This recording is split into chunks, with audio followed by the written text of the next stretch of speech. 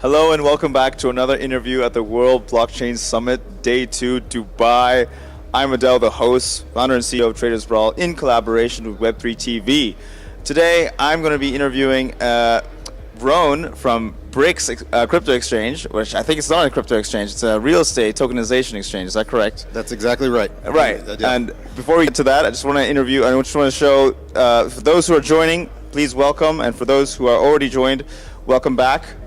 We are a platform, an educational platform here to interview visionaries, entrepreneurs, and people in this space who are build something, and you'll have a spot here. So, with that said, Roan, over to you. Tell us a bit about yourself. Thank you, Adel. Pleasure to meet you, and thanks for allowing me to be here to share with you the wonderful prospect of tokenizing the world's real estate. My background is in real estate. I have seen a lot in my career working in urban economic revitalization, and the idea is that if we point the technology towards the problems of today, then we can have a better outcome for the individual, for communities, and for the world at large. Right. That's great. Now, for the audience's sake, maybe for those who are still, getting into the space, how is it that you're bridging this technology with real estate? So, there's a lot of different approaches to this. The first is you can tokenize an asset and you basically can run it based on the equity in a project. But we're not simply interested in the tokenization of real estate for its value, but also for its income. In the stock market, you see people buy on equities based on a number of economic principles and objectives. They might be buying for growth, they might be buying for income. In real estate, you can do the same. And with tokenization of real estate, you can buy for the long term in the growth of the prospect, but you can also buy for the regular reoccurring economic income. Thirdly, depending on where you are in the space, perhaps as a lender, you can even use it to manage risk in the space. Right. Interesting. So now coming back to Bricks, as founder and CEO, what has been like your personal biggest achievements running this exchange? So we are pre-seed, pre-revenue, so we're still driving ourselves up to the line. That said, we have an awesome team of developers, and our exchange is on the way to launching. In June is what we expect to launch. But the biggest accomplishment is that we have millions of dollars of properties ready to be flowing through the pipeline. The biggest challenge in the space is deal flow. When you talk to competitors, they all talk about, hey, there's just not enough deals, what can we do? And we kind of have that piece figured out because, we know where to find the projects. As I said before, my background in real estate provides me with a lot of insights. And the insights that I have will lead to a lot of properties flowing right into the space without much difficulty. Interesting. That's great. Now with the deal flow things, that's pretty common. Being a startup, especially in the beginning stages of your career and the business, and your employees depend on deal flow.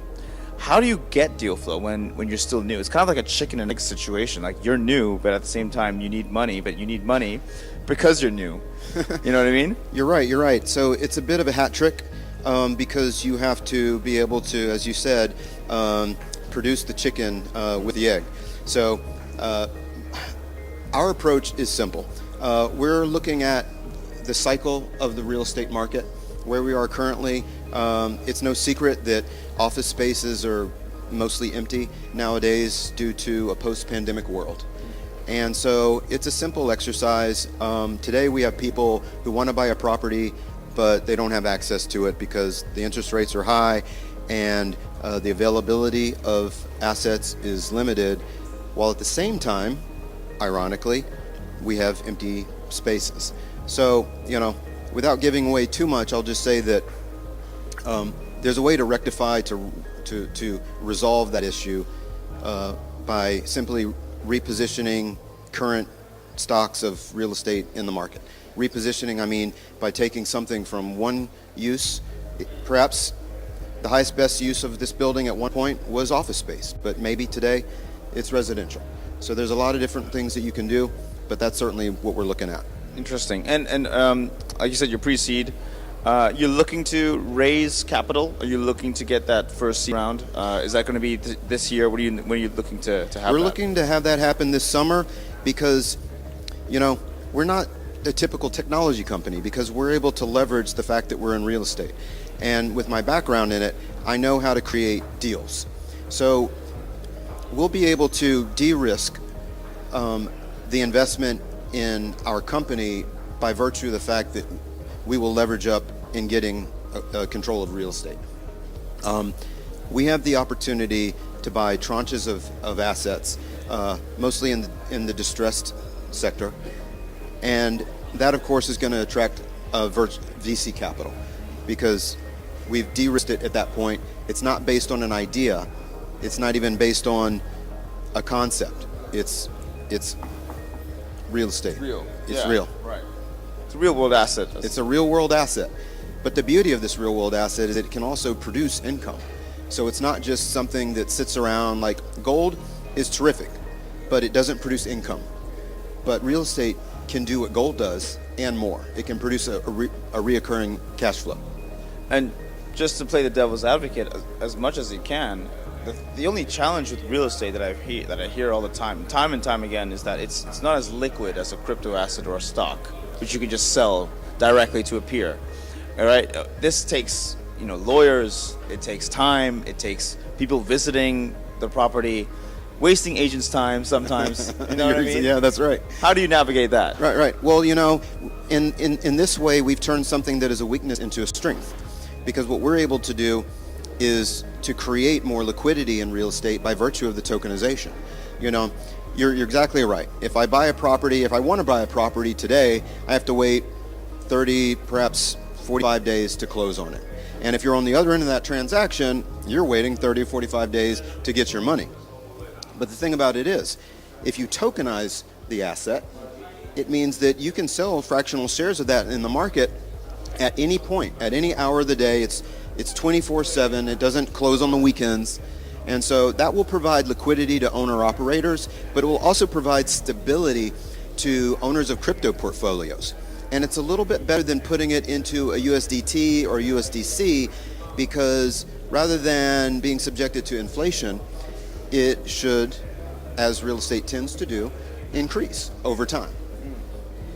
And that's fair. And looking at it from a retailer investor perspective, if I were to say own a share of a property, but the thing is, when I say share, I mean like a token. So I have some kind of ownership over it because I have a token by virtue of owning the NFT, for example, or the token, the native token.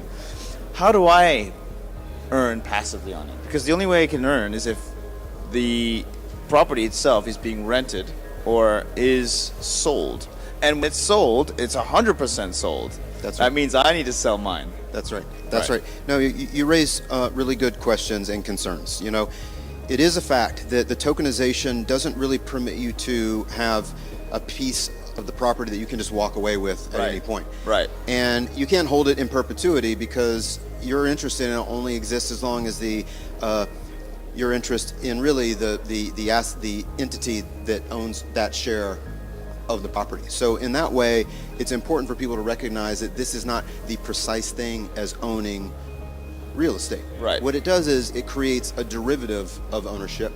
And so from that standpoint, whenever you get liquidated on one project, you can set it and forget it. On our portfolio, on our platform, users will be able to buy a property and not have to worry about resizing or rebalancing their portfolio. They can select set it and forget it. We will reinvest that in other projects for you. And so that will address part of your question. But then the other piece is the recurring income. Well, you're right, but we provide staking rewards, which will be based on the overall ecosystem of the platform. Obviously the numbers have to make sense, but it's our sense that people won't have to rely on the one property. It will be rolled up into a fund of properties, and we'll be able to kick off a dividend based on a fund. So our opportunity is not just at the deal level, it's really on the ecosystem level, but also based on a fund that we would create around a group of properties. This will help stabilize the income to make it more predictable and with reoccurring. Fantastic stuff. Well, I mean, let's watch and see the space. Always excited about new technology ventures. You rightly addressed my concerns and you acknowledged them, but there's a lot happening and the world spins very fast. So It really does. so with that said, Roan, thank you so much for your time. Adel, thank you for having me. Appreciate it. Thank you so much for watching. Hope you found this insightful. We will leave all the links in the description below to BRICS Exchange. BRX.exchange. BRX.exchange, as well as Roan's LinkedIn profile. So be sure to check those out. And for now, thank you again, and we'll see you next time. Cheers. Thank you. Thank you.